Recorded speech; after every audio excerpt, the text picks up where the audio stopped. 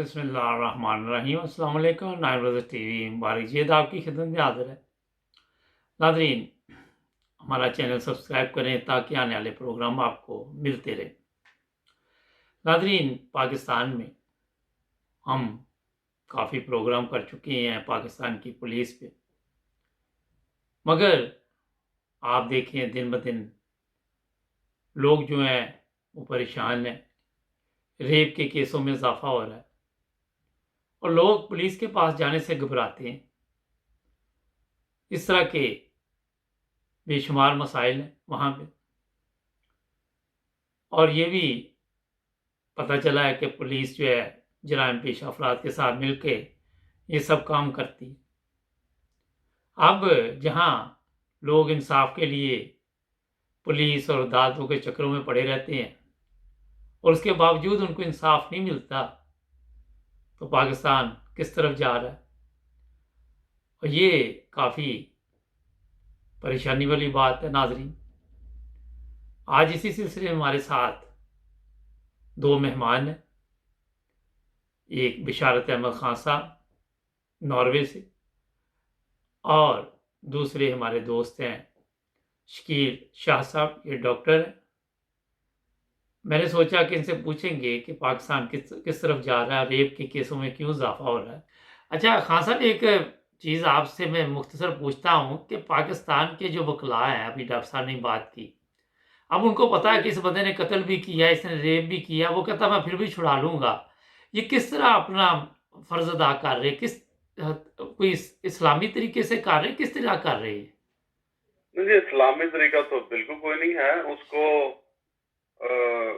छुड़ा लूंगा, ये असल में ये कह सकते हैं कि वो अपना माली फायदा हासिल करने के लिए उसको एक झांसा दे रहा है कि जी ठीक है मेरे पास आओ। उसको वो 2-4 साल लटकाएगा और 7 साल से फीसन जो है वो लेगा।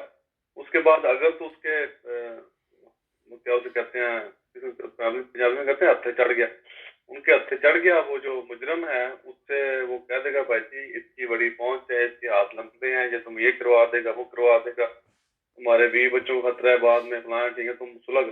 तो यहाँ पर आके ना वो अपना ये ट्रिक इस्तेमाल करते हैं कि गुंडों के जरिए, जैसे डॉक्टर साहब ने भी बात की है कि वाकई बात सही है, उनको डरा धमका कर मुजरिम बेचारे को जो है वो सुलह पे मजबूर करते हैं।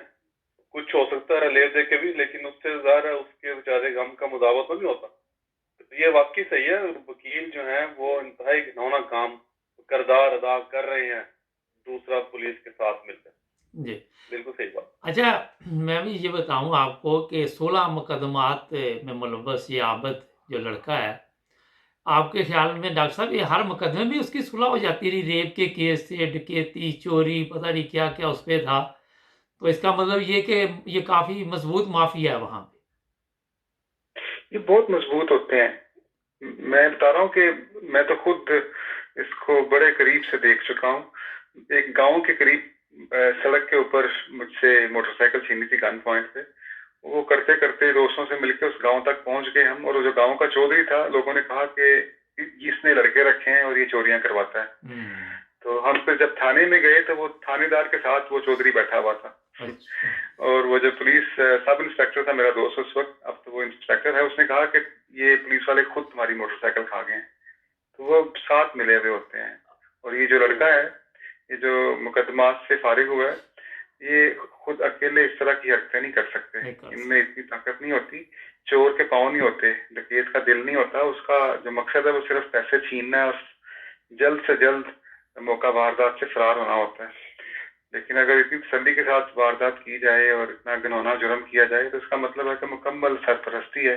उस खातून बेचारी की बदकिस्मती है कि अगर वो पुलिस को फोन ना करती तो शायद बच जाती और अपने कजन का इंतजार कर लेती, या वो जो डॉल्फिन वाले थे वो आ जाते, या जो 15 वाले थे वही पुलिस को ना इन्फॉर्म करते और उसको बचा देते। कि पुलिस को तो एक मौका आता गया, उसको लग गया पता कि खातून है, पेट्रोल खत्म है, 7 बच्चे हैं, सिर्फ अकेली है, और एक खुद ब खुद जैसे शिकार उनके शिकंजे में आ गया। तो उन्होंने खूब उसका फायदा उठाया, और मुझे यकीन है कि वो जो लड़के मुलव्वस थे उनको जाहिर है इन्होंने भगाया भी है और मैं एक और चीज आपको बताऊं वारिक साहब, जी अभी ये इस कदर मुजरिमाना सोच रखने वाले लोग हैं, एंड मुमकिन है कि जो लड़के पकड़े हैं वो मुलव्वस ना हो इसमें।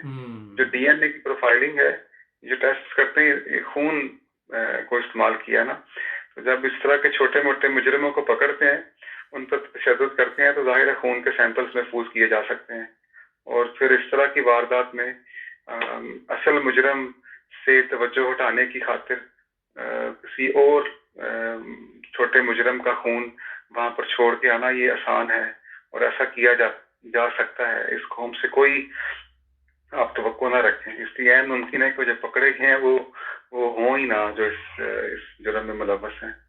अच्छा वैसे मैं डॉक्टर साहब आपकी बात से थोड़ा सा इत्तेफाक करता हूँ, क्योंकि जिनकी वो तस्वीरें दिखा रहे हैं, जिनके वो मोहल्ले और गांव दिखा रहे हैं, वो तो बेचारे मेरा ख्याल है पता नहीं अपना 2 वक्त की रोटी कैसे कमाते होंगे, गरीब से लोग हैं। वो इतना बड़ा काम, बड़ी बात है अगर उन्होंने मतलब किया हो। मेरे तो अलग से ये बात नहीं हो सकती। अच्छा खान साहब ये बताइए कि पुलिस अगर यहाँ यूरोप का आप कहते हैं, तो हम इसलिए मिसाल यूरोप की देते हैं कि किसी अच्छे मुल्क की मिसाल ही देनी पड़ती है ना। जी जी, बिल्कुल सही है आपकी अच्छा बात। आप ये तो नहीं कह सकते कि किसी चोर को आप या डाकू को किसी बुरे की मिसाल दे के तो ठीक नहीं किया जा सकता ना। तो जी जी, मकसद ये है बिल्कुल। कि यहाँ पे भी आप फ़ोन करें, हम जर्मनी यूके यूरोप में, तो वो ये नहीं कहते ये हमारा इलाका नहीं है ना। हाँ जी, ठीक है, अच्छा बिल्कुल अब सही। ये पता चला कि लोकल पुलिस को जब फ़ोन किया गया, तो लोकल पुलिस ने ये लोगों को भिजवाया ना, ये इनको पता चल चुका ये सब। ये बात बाहर नहीं निकालते, क्योंकि ये गेम अंदर से काफ़ी हाई लेवल पे पड़ी हुई है, सियासतदान भी मुलव्वस है इन केसों में ना, इस तरह के। सही। अच्छा अब सवाल बिल्कुल। ये है खान साहब कि एक बंदा 300 पुलिस वाले उसको पकड़ने जाते हैं और भाग जाता यार ये तो वैसे मैं बिल्कुल ये तो मजाक का खेज बात है, जो जिसने भी अगर की है या उन्होंने इसको बहाने के तौर पे इस्तेमाल किया है, इंतहाई मजाक का खेज बात। देखिए आप ये देखें कि जो मेरा ख्याल है कि पुलिस ने खुद ही उनको इत्तला दे देते हैं कि यहाँ पे हम छापा मारेंगे, आप गायब हो जाइए। लेकिन मैंने ये बहुत बड़ा दावा उस दिन एक अपने तबसरे में किया था कि ये बंदा मिलेगा नहीं, अगर मिलेगा भी तो मुर्दा ही मिलेगा आपको ना, क्योंकि ये छोड़ेंगे नहीं आप उसको। आज हाँ जी, पिछले दिनों एक खबर आई थी कि रायगढ़ के इलाके में कुछ हलचल मची हुई थी वहां पे, और पुलिस को लोकल थाने को ऑर्डर आया था कि एक इलाके को घेर लिया जाए। हालांकि वो बंजर और सुनसान इलाका था। तो उधर क्या कर आई की जा रही थी कि वहां पे अब पुलिस मुकाबला होगा, किसी न किसी को उड़ा दिया जाएगा वहां पे। तो वहां पे काफी बड़े बड़े अफसर और सारी गाड़ियां, लैंड क्रूजर, जो कानून नाफिज करने वाले जो हाईली इदारे हैं, वो भी वहां पे आए हुए थे। इसका मतलब है कि वहां पे एक पुलिस मुकाबला जो है वो होगा, और इनमें इन बंदों को जो है उड़ाकर तो कह दिया जाएगा जी पुलिस मुकाबले में वो मारे गए। जी तो ये जो बात है ना कि 300 बंदे हैं पुलिस से, उनके सामने वो तीसरी दफा फिर भाग गया, बड़ी इंतहाई मजाक का खेज बात है। कोई पूछेगा तो इसमें क्या कहा जाता है बात। मैं इस पे ना विशाल साहब आपको मजे की बात कहूँ, यहाँ पे जो तरक्की याफ्ता मालिक हैं, अगर उनको पता चल भी जाए ना, वो तो खबर तब तक बताते नहीं है। मुजरम अगर पास खड़ा हो उसको भी नहीं बताते। तो ये पुलिस वालों की कितनी बड़ी हमाकत है, उनको अगर लग गया था पता इस मुजरम का, बजाय इसके कि वो खुफिया तौर पर जाके उसको पकड़ लेते, इन्होंने साथ ही मीडिया पे बता दिया ना कि इस कदर बेवकूफ़ी, सिर्फ ये बताने के लिए कि हमने कामयाबी से मुजरम की निशानदेही कर दी, हालांकि पकड़ सकते थे। मुबारक साहब, आपने एक जो बात की है ना कि भगा देते हैं, इससे मुझे एक लतीफ़ा है कि जब हम मेरी मोटरसाइकिल जब छीनी थी, हम जब थाने में, यानी मैं खुद भी उस इलाके से गुजर रहा था, तो वही शख्स जो है वो डाकू वहां पे भैंसें चरा रहा था, अच्छा बकरियां या भैंसें। तो मैंने पहचान लिया उसको, हालांकि उसने नकाब किया था, लेकिन उसकी शक्ल मिलती थी किसी से, तो मैंने पहचान लिया। पहले हमने सोचा कि इसको पकड़ लें, 2-3 दोस्त थे मेरे साथ, फिर हमने कहा कि कहीं हम पे ही ना पर्चा हो जाए। हम करीबी थाने गए हैं, उसकी जाके पहले तलाशी ली है कि कुछ है तो नहीं इसके पास, कुछ भी नहीं था। थाने गए, जाके उनसे कहा कि बंदा वहां पे मौजूद है, आप जल्दी आए हमारे साथ। उन्होंने कहा ठीक है, भेजते हैं डाला। वो डाला तैयार करने करने में उन्होंने 15-20 मिनट लगाए हैं, वो इतनी आहिस्ता आहिस्ता, और हमने कहा बंदा भाग जाएगा, वो कहते कोई जल्दी नहीं। जाके वो उन्होंने जो गाड़ी थी पहले पेट्रोल पंप पे लगाई है, पेट्रोल भरना शुरू कर दिया। अच्छा और फिर वो जो पुलिस वाले थे वो खोखे से बोतलें खरीद के पी रहे हैं, हम देख रहे हैं गुस्से में कि बंदा भाग जाएगा और ये यहाँ पे इतनी आराम से काम कर रहे हैं। फिर वो जो पुलिस वाला था वो मेरे पास आया, कहता कि साहब बुला रहे हैं आपको। वो खोखे पे खड़े थे साहब। अच्छा। तो मैं कहा जी ठीक है, मैं गया हूँ पास। तो कहता जी पैसे दे दो। पंजाबी में ना कहता कि बोतल नहीं पीती है ना, इन्हों के पैसे दे दो खोखे वाले ने। अब मुझे बहुत सख्त गुस्सा था और पहले कि ये क्या रखते हैं। और जब ये मैंने सुना तो मैं हैरान रह गया कि ये यानी अपनी बोतलों जो पी है उनके पैसे मांग रहे हैं उन्हें। मैं क्या कोई पैसे नहीं है। वो कहता पंजाबी में कहता मुझे देख के अच्छा, फिर ले ली मोटरसाइकिल साढ़े को। अच्छा। उसने बिल्कुल ऐसे कहा कि अच्छा ये बात है, फिर ले लेना मोटरसाइकिल। फिर वो वहां पहुंचते पहुंचते 1 घंटा हो चुका था, तो वहां पे कोई भी नहीं था। मैं यकीन से कह सकता हूँ कि उन्होंने पहले फोन किया है उस चौधरी को या वो जो भी उनका सरप्लस था कि वहां से बंदे को हटाओ, हम आ रहे हैं पकड़ने के लिए कि वो मौजूद ना हो। तो ये हालत है। और ये बिल्कुल आपने दुरुस्त कहा है कि उन्होंने जरूर उसको भगाया और वो कोशिश कर रहे हैं कि उसको बचाया जाए। क्यों? क्योंकि इनके अपने नाम आएंगे। बिल्कुल क्योंकि ऐसे जब ही। बड़े छोटे से लेके बड़ों तक मुलव्वस हैं वो रिश्वत खाने में, अगर वो पकड़ा जाए जिंदा, वो सारा कुछ बताए तो इन सबको नंगा होना पड़ता है। कल मुझे बिल्कुल सही बात है। मैं एक बात कहूँ, मेरे पास इधर दोस्त होते हैं, वो गुजरात से ताल्लुक रखते हैं और उनके भी कुछ दोस्त वगैरह फैमिली के ना इधर हैं पुलिस में, एसपी लेवल पे। तो वो बताते होते हैं अक्सर, उनसे जब उनकी बैठक होती है तो वो कहते हैं कि गुजरात में उनके गांव में उनका ही एक रिश्तेदार जो है वो एज अ इंस्पेक्टर के तौर पे ना आ गया, एसएचओ के तौर पे। जी। तो वो कहते हैं कि उसने उसको मिलने गया, उसने कहा यार ये तो चोरी शोरियां होती हैं, ये जो इसका कुछ करो यार, ये तो बड़ा मतलब काम खराब है, बेचारे गरीब लोग। तो वो चूंकि बंदा कोई अपने गांव का था, जारी बात है आपके गांव के साथ आपकी जो है वो एक पता है मोहब्बत होती है अपने इलाके से। उसने कहा कि देखो जी, असलम नाम है उसका, कहता है असलम यहाँ बात यह है कि ये जितने चोर डाकू सारे उनकी सारी लिस्टें मेरे पास ये सामने पड़ी हुई है। कल मैं मस्जिद में ऐलान करवाने वाला हूँ कि कोई बंदा अपना घर का सोना या कोई कीमती चीज घर के दरवाजे खुले छोड़ के जहां मर्जी चला जाए, अगर उसका कोई चोरी हो गया तो वो मुझसे लेगा। अच्छा, वो कहते हैं कि जितनी देर वो वहां पे रहा था एज अ थानेदार, खुली चाबियां पड़ी रही मोटरसाइकिलों के अंदर, दुकानें खुली रही, शटर ना लोगों ने बंद किए और अपने घर का जो है वो कभी ताला नहीं लगाया। जब तक वो थानेदार उधर रहा है एक चोरी नहीं हुई उस इलाके में। उसका दावा था कि उसने बाकायदा ऐलान करवाया मस्जिद में, मौलवी को कह के कि पूरे गांव में ऐलान करो कि अपना सोना बेशक सड़क के बाहर के तो अब घर में जाके सो जाए। अगर वहां से किसी ने उठा लिया तो मैं जिम्मेदार हूँ इस चीज का, मुझसे आके ले। तो सर अगर ये करना चाहें, मेरे एक और दोस्त बताते हैं कि जब कोई थानेदार कहीं पे जाता है ना शिफ्ट होके या क्या उसे कहते हैं एक नई जगह पे उसकी जब पोस्टिंग होती है, तो उसको वहां पर सबसे पहले उस इलाके के जो कर्ता धर्ता होते हैं, जिनको रस्तेगीर कहा जाता है या चोर उचके कहा जाता है या उनके जो मुखबर होते हैं, वो सब की लिस्टें उसको पहले दी जाती हैं। बिल्कुल ऐसे ही है। और एक एक बंदे का उसको बताया जाता है कि ये बंदा किस तरह का है, ये किस तरह का है।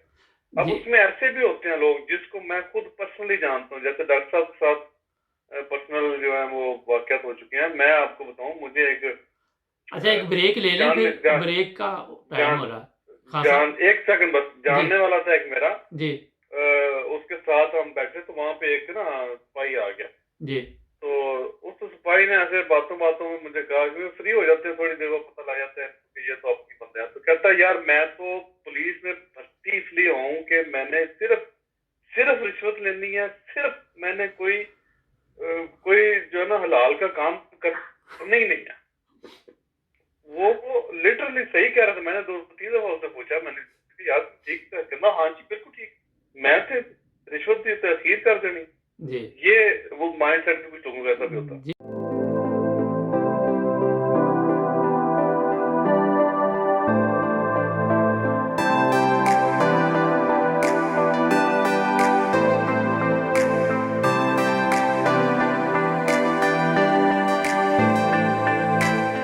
जी नाज़रीन, ब्रेक के बाद मुबारक जवेद और बशारत अहमद खान साहब और डॉक्टर शकील शाह साहब। डॉक्टर साहब मैंने आपको एक सवाल दिया था, मैंने कहा पूछते हैं क्या वजह है कि रेप के केस हैं इसमें इजाफा हो रहा है।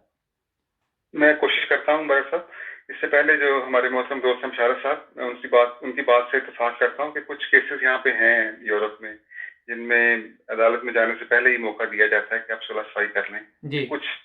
लेकिन फर्क जो है ना वो पाकिस्तान में और यहाँ पे ये है कि यहाँ पे मुजरिम सुलह करता है, उसको पता है कि मैंने जुर्म किया है, पकड़ा जाऊंगा। पाकिस्तान वो बेचारा बेचारा माशरा के वहां पर तकरीबन हर केस में जो मजलूम है उसको सुलह करनी पड़ती है। अगर नहीं करेगा तो उसके बच्चे मरवा देंगे, जी अगर सुलह नहीं करेगा तो जो मुजरम है वो उसका जीना हराम कर देगा। ये फर्क है। जी अब आपका जो सवाल का दूसरा हिस्सा है कि क्यों इसमें ना रेप के केसेस क्यों बढ़ रहे हैं, मैं हजरत मसीह मऊद अलैहिस्सलाम का एक शेर यहाँ पर रखना चाहता हूँ। जी प्लीज। आपने फरमाया कि सिद्क से मेरी तरफ आओ इसी में खैर हैं दरिंदे हर तरफ, मैं आफियत का हूँ हिसार। वाह पाकिस्तान वो माशरा है कि जहाँ पर ये जो शेर है ये बैन ही चश्मा हो रहा है। आप वहां पर किसी भी महकमे को उठा कर देख लें, पुलिस को तो एक तरफ रखें, वकील देखें आप, चोर हैं और फिरौन हैं। और जजेस जो हैं जिनके पास इंसाफ की उम्मीद लेकर लोग जाते हैं वो पैसों से इंसाफ बेच देते हैं। और इसी तरह से कानून साज असम्बलियां हैं, तालीम का शोबा है, प्रोफेसर देख लें और टीचर्स देख लें वो क्या पढ़ा रहे हैं। निसाब जो नया इन्होंने तैयार किया है वो आइंदा 30 साल के बाद जाके लगेगा पता, यानी एक तखरीब की बुनियाद रख दी गई है। अभी तो कुछ मदरसों से जो मौलवी फारिग होके उन्होंने माशरे में बदअमनी फैलाई है। आप देखें 20-30 साल के बाद जब यूनिवर्सिटी से भी मौलवी निकलेंगे तो क्या हाल करेंगे। तो ये हर महकमा ही बदकिस्मती का शिकार है। और कौम के अखलाक को दुरुस्त करने का जो जिम्मा है ना, जैसे जुराइम को रोकने का जिम्मा पुलिस के पास है और किस खूबी से रोक रही है आप सबको पता है। इसी तरह से कौम के अखलाक को दुरुस्त करने का जो जिम्मेदारी है वो उलमा के पास होती है। जी लेकिन पाकिस्तान में उलमा नहीं, उलमाए सू हैं और उनको देखकर लोग अपने अखलाक दुरुस्त करने के बजाय अखलाक में खराब हो रहे हैं। जब वो देखते हैं कि हमारे जो मौलवी साहब हैं वो कभी बच्चों के साथ कभी बच्चियों के साथ मुंह काला करते हैं और मस्जिद जैसी पकीज़ा जगह पर भी जराइम करते हैं, इत्काफ जैसी मुकद्दस जगह पर बच्चों के साथ ज्यादती करते हैं और बाद में पकड़े जाने पर कह देते हैं कि मुझसे ही शैतान ने करवाया है। तो अगर मौलवी साहब के ऊपर शैतान आ जाता है, वो तो दीनदार हैं, तो हम तो फिर कमजोर हैं, तो हमारे पे भी शैतान आ जाएगा। उनको देख के वो अखलाकियात में मजीद गिरते हैं और इसीलिए जो रेप के केसेस हैं वो ज्यादा से ज्यादा हो रहे हैं। पहले भी थे लेकिन अब चूंकि सोशल मीडिया है और इस पर नुमाया नजर आता है और ये सिलसिला बढ़ता ही जाएगा। इसलिए जब मैंने पहले एक सजेशन दी थी कि पुलिस के महकमे को खत्म कर दें, पाकिस्तान को इस मौलवियत के महकमे को भी बंद करना पड़ेगा। इनकी जो है ना ये अजारादारी खत्म करनी पड़ेगी। जो कौम की गर्दन पर सवार हो चुके हैं इनको उतारना पड़ेगा, तब कौम के अखलाक शायद दुरुस्त हों। और इस कौम को जो हजरत मसीह मऊद ने कहा है कि हैं दरिंदे हर तरफ, मैं आफियत का हूँ हिसार, ये जो अहमदियत है आफियत का हिसार, इसके अंदर आना ही पड़ेगा तब ही अमन है। वरना ये जो मौलवियत है, ये जहालत है, ये कौम के बच्चों को भी खा जाएगी।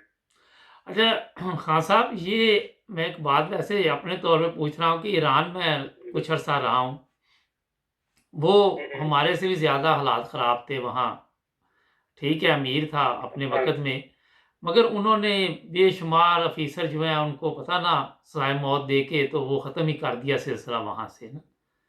क्योंकि हमारे भी हर महकमे में आप देखें तो कोई काम तो होता नहीं, कहीं पे भी चले जाएँ ना।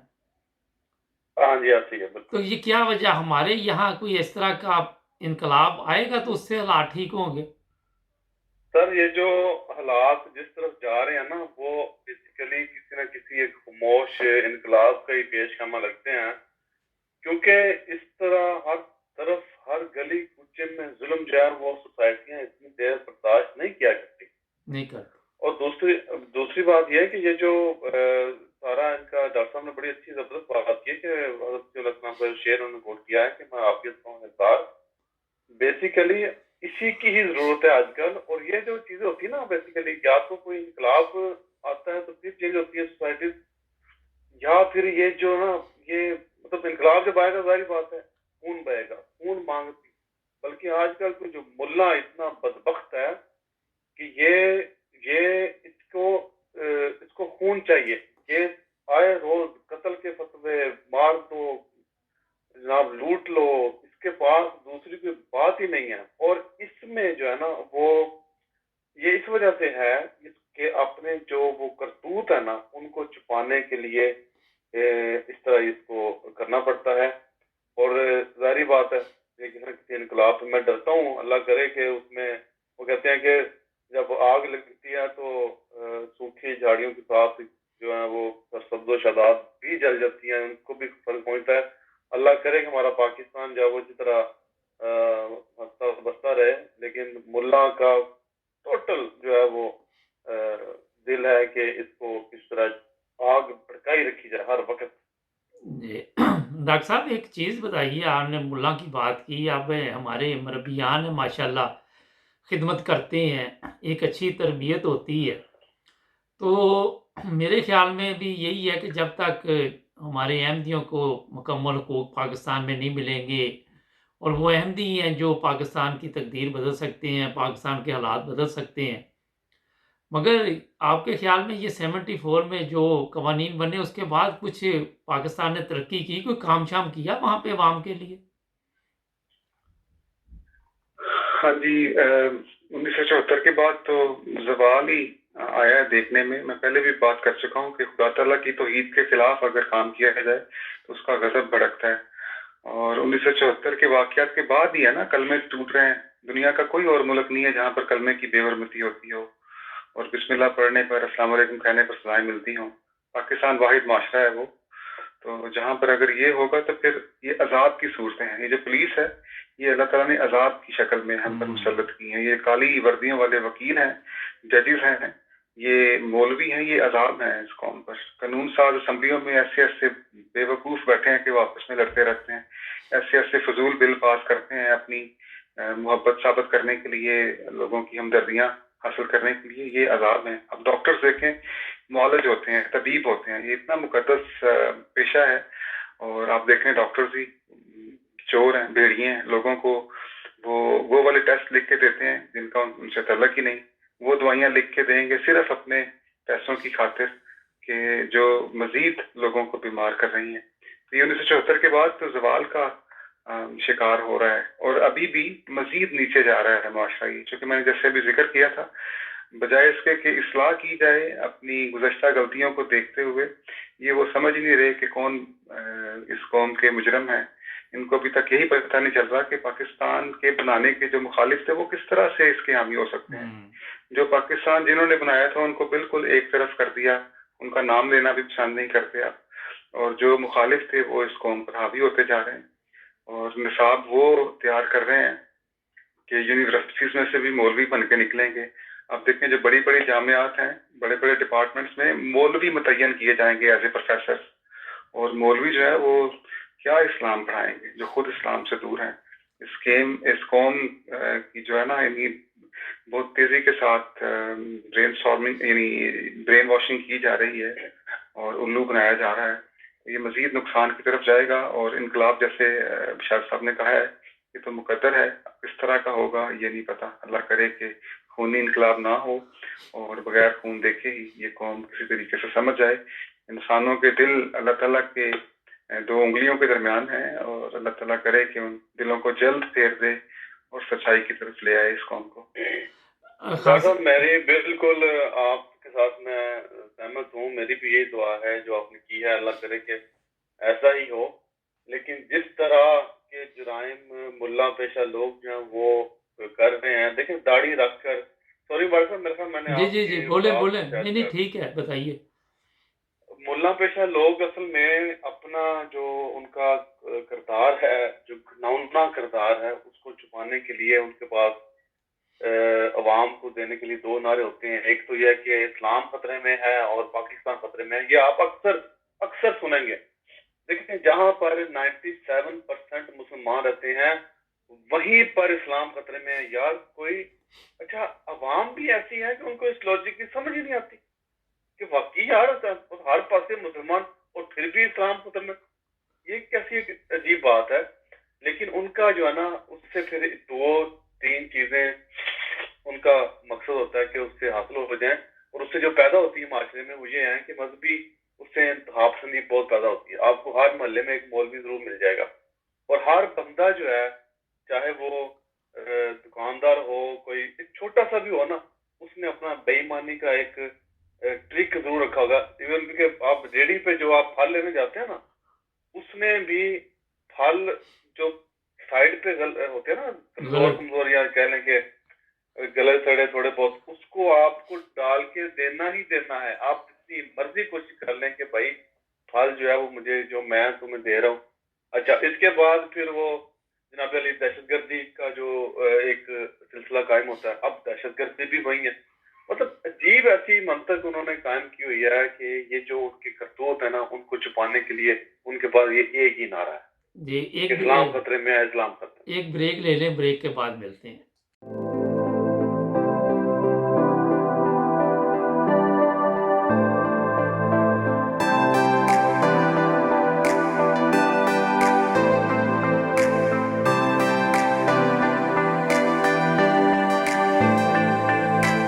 जी नाज़रीन, ब्रेक के बाद मुबारक जवेद और बिशारत खान साहब और शकील शाह साहब, डॉक्टर साहब हमारे बर्लिन से हमारे साथ हैं। अच्छा डॉक्टर साहब, कुछ हमारे नाज़रीन को एंड पे बताना चाहेंगे, कोई मशवरा आप? मैं मशवरा तो नहीं, एक वाकया आपको बताना चाहता हूँ। अजाजुद्दीन यूसुफ है ना, वो उसको हर कोई जानता है, लाखों मुसलमानों का कातिल था। जी। और वो किसी नेक बुजुर्ग के पास गया और जाके कहा कि मेरे लिए दुआ करें। जी। वो जो नेक बुजुर्ग था, उसने उसी वक्त उसके सामने हाथ उठाया और कहा कि या अल्लाह, हज्जाज को मौत दे दे। हज्जाज ने कहा कि बुजुर्गो, ये आपने किस किस्म की दुआ की है? वो जो बुजुर्ग ने कहा कि तुम्हारी मौत में ही इस कौम की बका है। तो मैं भी खुदा तआला से दुआ करता हूँ कि ये कुछ सख्त अल्फाज तो हैं, लेकिन ऐ खुदा, पाकिस्तान की जान छुड़ा ऐसे मौलवियों से, ऐसे पुलिस वालों से, ऐसे जो रिश्वतखोर हैं और जो कौम को गुमराह करने वाले कानून साज हैं, इनसे जान छुड़ा। और कोई नेक लोग जो हैं, जो इस कौम के लिए कुछ नरमी का गोशा रखते हों, उनको लेके आ, ताकि हम भी अच्छे दिन देख लें अपनी जिंदगियों में। अच्छा खान साहब, एक चीज़ मैं आपसे सिर्फ पूछता हूँ कि आपके ख्याल में ये हमेशा कहते हैं कि पाकिस्तान में हालात दिन ब दिन ख़राब हो रहे हैं, जमहूरियत ख़तरे में है, और जो भी लीडर आता है वो कहता है मैं बड़ा तीसमार खां बन जाऊँगा, लेकिन काम तो कोई आगे करता नहीं। मैंने कहा आपसे पूछते हैं कि ये क्या वजह है कि दावे सिर्फ झूठ पे ही होते हैं सब? हाँ जी, उस बात यह है कि जो जो सियासतदान आते हैं, ये तो आते हैं कुछ अर्से के लिए, जी। लेकिन बेसिकली जो ढांचा है आपका, इंफ्रास्ट्रक्चर खड़ा है, वो खड़ा है आपकी ब्यूरोक्रेसी के ऊपर। जी। उनकी बला से कोई आए कोई जाए, वो उधर ही है, कमिश्नर उधर ही है, थानेदार उधर ही है, सिपाही उधर ही है। तो वो क्या करते हैं कि वो अपने इलाके में जो भी काउंसलर या फिर एमएनए सिलेक्ट होता है, उसके साथ वो बना के रखते हैं। बल्कि एमएनए बेसिकली, मेरे एक दोस्त हैं, कह लें कि दोस्त ही कह लें, सिस्टर कमिश्नर है आजकल, वो खुद कहते हैं कि हम जो है, मैंने पूछा कि यार ये आपको मजहबी जो अकीदा उसके उसके उसकी वजह से आपको तंग तो नहीं करते उधर? वो कहता लो, मजाल ही नहीं किसी की। उनको पता है कि एमएनए हो या कोई भी इलाके का हो, उनको पता है कि ये इधर ही है बंदा, चाहे इमरान खान आए, चाहे नवाज शरीफ आए, चाहे सरदारी आए। लिहाजा इन ब्यूरोक्रेटों से वो बना के रखते हैं, चाहे उनको कुछ भी करना पड़े। लेकिन बात आखिर पे मैं वाइंड अप करूंगा कि पाकिस्तानी माशरे में सर, जब तक एक बड़े पैमाने पर रिफॉर्म्स नहीं की जाती, बेसिकली देखिए, इनको ना बहुत सारे जो अच्छे दिमाग रखने वाले बंदे हैं, उनको हायर करना पड़ेगा, पॉलिसियां बनानी पड़ेंगी, उसके मुताबिक सोचना पड़ेगा माशरे की ग्राउंड बेसिस के ऊपर कि किस तरह का माइंडसेट है लोगों का, उसके मुताबिक उनको उस लिहाज से कंट्रोल करके तो नई पॉलिसियां बनानी पड़ेंगी, पुलिस को भी रिफॉर्म करना पड़ेगा, फिर जाके जो है वो माशरा सीधा डगर पे आएगा। और डॉक्टर साहब ने जो बात की है मुल्लाइज्म, सर जितनी जल्दी ये मुल्लाइज्म से काफर काफर फैक्ट्रियों से जान छुड़ा लेंगे, ये माशरा उतनी जल्दी तरक्की कर लेगा। तो ये एक इसका बुनियादी असूल है। बहुत शुक्रिया नाज़रीन। नाज़रीन, मैं भी एक बात बताऊं कि ये खान साहब ने बड़ी अच्छी बात की, डॉक्टर साहब ने, कि ईमानदार लोग आने चाहिए। और आपको मैं ये बता दूं कि ईमानदार लोग आपको सिर्फ जमात अहमदिया में मिलेंगे। और अल्लाह ताला का एक ख़ास फजल है कि अगर आप पीछे चले जाएँ, सर ज़फ़रुल्लाह ख़ान या और भी बड़े बड़े नाम हैं, तो सब ने ईमानदारी के साथ पाकिस्तान के जो हक थे वो अदा किए। तो जब तक पाकिस्तान में ऐसे कवानीन जो जिनकी ज़रूरत नहीं, गैर ज़रूरी कवानीन हैं, उनको ख़त्म नहीं किया जाएगा, पाकिस्तान के हालात मेरे ख़्याल में बड़ा ठीक होते नज़र नहीं आ रहे। जुड़े रहे 9 बजे टीवी के साथ, सब्सक्राइब करना ना भूलें। डॉक्टर साहब आपका भी शुक्रिया, खान साहब आपका भी शुक्रिया। अल्लाह हाफ़िज़। जी, वाह, अस्सलाम, अल्लाह वेलकम। अल्लाह हाफ़िज़।